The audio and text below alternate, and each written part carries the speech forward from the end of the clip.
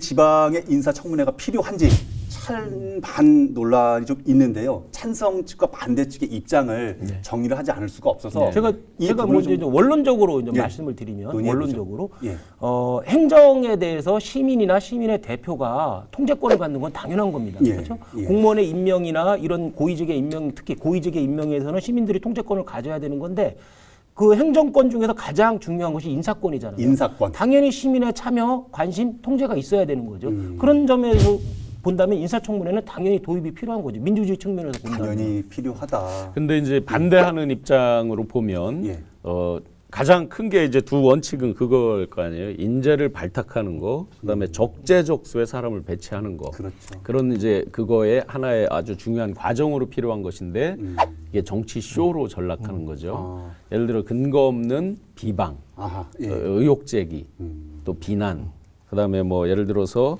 신상 털기. 그렇죠. 우리 지역이 언론에도 나와 있지만 언론에 이렇게 써져 있더라고요. 뭐라고요? 특히 뒷담화와 발목 잡기가 일상적인 우리 지역 이렇게 써져 있어요. 한 일간지 기사에. 그래서 그런 것까지를 아마 그건 우리가 이렇게 어떤 좁은 지역사회에서 서로 알고 지내고 이렇게 하다 보니까 더 아마 경쟁도 치밀 또 음해성 투서 이런 게 또 많고요. 이런 것들에 변질되는 거. 그다음에 더 그보다 근본적인 게 있을 겁니다. 뭐냐면 지금 국회 인사청문 대상들은 국회에 13명의 인사청문 위원이 구성되거든요. 각 파트별로 그 위원회별로. 그러면 거기는 법에 명확하게 자료 제출 의무들이 정해져 있잖아요.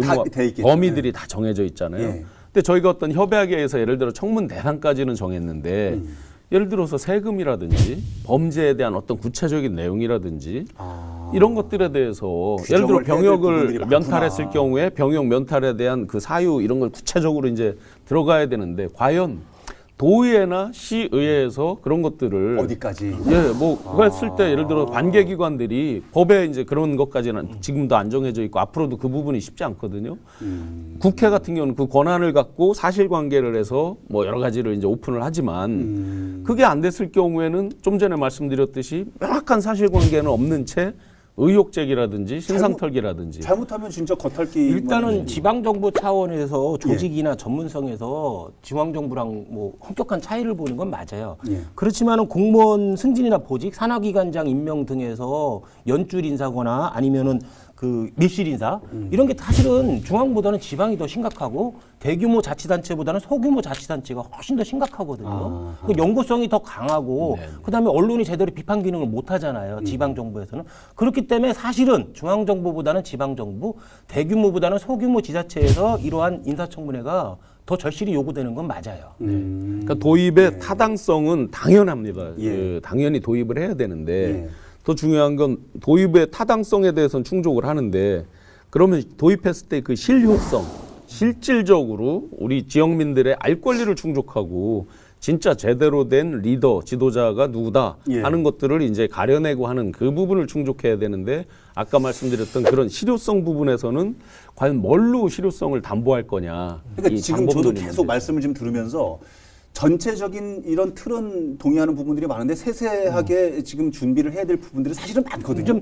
교수님이 말씀하신 대로 검증에 대해서의 실효성도 문제가 되고 그다음 효과 부분에 대해서도 예를 들어서 지금 중앙에 있는 인사청문회도 인사청문회 보고서를 채택 안 해도 대통령 임명을 강행할 수 있거든요. 그렇죠. 사실은 막을 수 있는 방법이 헌법에 의해서 국회 동의를 얻도록 돼 있는 그 고위공직자를 제외하고는 대통령이 임의적으로 다 임명을 할 수 있기 때문에 실효성이 문제가 되는데 지방정부에서도 또 마찬가지일 것 같아요. 그런 실효성 문제는 항상 거론될 것 같아요. 요 실효성이 가장 크게 거론되는 이유가 있어요. 뭐냐면 우리가 왜 선출직 공무원에 대해서 함부로 못하는 그런 문화가 형성돼 있잖아요. 옛날 행정직 같은 경우는 뭐 이렇게 임명직 같은 경우는 그랬지만 이게 마찬가지로 실효성이 담보가 안 되면 야, 난 인사청문회를 거쳐서 통과한 사람이야.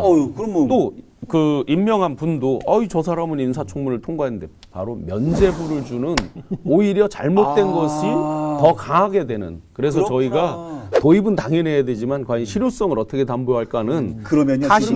사실은 주장을 할 것이 인사청문회 합시다라고 주장할 것이 아니라 이렇게 인사청문회를 합시다. 이렇게 그렇죠. 주장을 해야 되겠네요. 네. 항상 반대는 정면에서 안 오고 측면에서 들어오거든요. 옆에서 시기상조나 뭐 이렇게 신중론 이렇게 얘기한다는 거거든요. 예. 근데 교수님도 말씀하시지만 인사청문회 제도는 민주주의에서 당연히 요구되는 제도거든요. 시민의 통제권이나 견제권, 감시권을 위해서 필요한 건데 이걸 시기상조나 뭐 이렇게 신중론 이렇게 말한다는 사람은 주로 보면 인사권을 가진 사람들. 그러겠죠.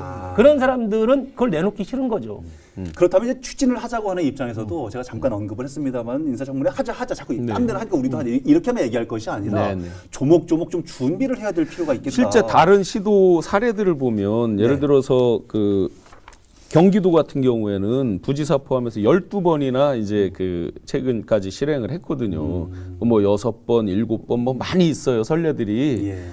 제주도가 아주 앞에 선도적으로 치고 나가서 제주도 같은 경우는 아시다시피 제주시나 서귀포시 시장도 임명직이에요. 그렇죠. 예. 그러다 보니까 이제 특별자치도 성격에 맞게 아마 청문회를 더 많이 한 것 같아요. 아하, 그럼 예. 이런 선례들에서 장단점을 대략 저희가 다 파악할 수 있잖아요. 그렇죠. 금방 파악. 좀 전에 그 실효성 담보 방안도 타 시도의 장단점을 분석해 보면 저희가 바로 나오겠네요. 어떻게 해야 될지 나오겠죠. 근데 저는 항상 그런 생각이 들어요. 예. 청주에 있는 두 그 거대 자치단체장 두 분은 누구 이시종 지사, 한범덕 시장 항상 법이나 타 지자체나 관행 뒤에 숨어서 소극적으로만 뭘 하려고 하시는 것 같아요.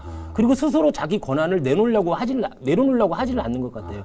뭐 어떤 정책이나 제도가 옳고 바람직하다고 하면 먼저 선도적으로 치고 나가서 적극적으로 도입을 하고 검토를 해봐야 되고 그것을 위해서는 자기신의 권력을 언제라도 내려놓을 생각을 해야 되는데 너무 소극적으로만 법이나 관행이나 이런 뒤에 숨어서 소극적으로만 대응을 하고 자신의 권한을 안 내려놓으려고 하고 이런 게 항상 문제가 큰 것 대신 같아요. 레토릭은 잘 만드시잖아요. 강호충, 저 영충. 아유 그런 부분도 있네요. 여하튼 간에 인사청문 얘기가 이제 어제 오늘 얘기가 아니라 4년 전에도 나왔고 지금 다시 또 나오고 있는 상황이고 타시도는 다 하는데 하시도가 뭐 어느 정도 한 20-30% 한다 그러면 또 얘기가 달라지는데 유독 충북과 세종만 안 한다 그러니까 더더군다나 뭔가 이게 문제가 있어 보이고요. 저는 지금 인사청문회 제도가 지금 검토되고 있고 서로 논란이 일으키고 있는데 예. 저는 이거는 충북도도 필요하지만 오히려 더 청주시에서 더 필요한 것 같아요. 아까 말씀드렸듯이 소규모 자치단체, 중앙보다는 지방에서도 소규모 자치단체 같은 경우, 기초 같은 경우에 인사 문제가 더 문제가 많잖아요.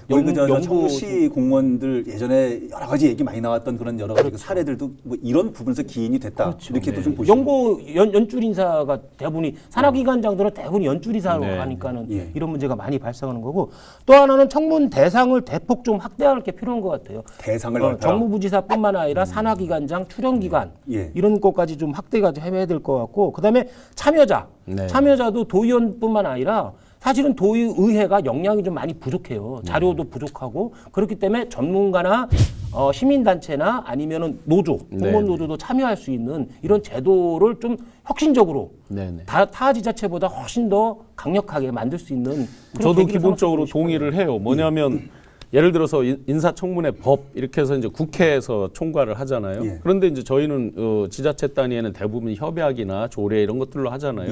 그럼 어차피 이제 서로 협약에서 합의점을 찾는 거거든요. 그렇다면 굳이 예를 들어 도의회만 하자, 시의회만 하자 할 필요가 없죠. 예를 들어서 전문위원 이런 제도들도 있잖아요.